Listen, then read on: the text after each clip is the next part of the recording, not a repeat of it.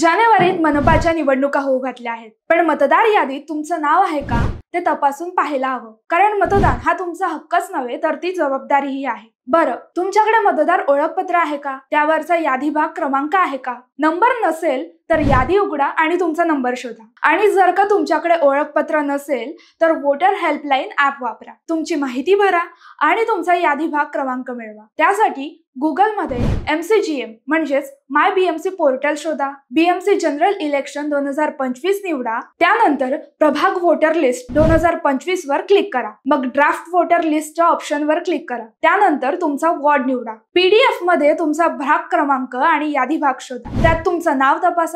जर नावात चूक असेल किंवा तुमचं नाव नाहीये तर लगेच तुमच्या महापालिका कार्यालयात जाऊन नोंदणी करा. निवडणुकीचा दिवस येण्याआधीच तुमची यादी तपासणं महत्वाचं आहे.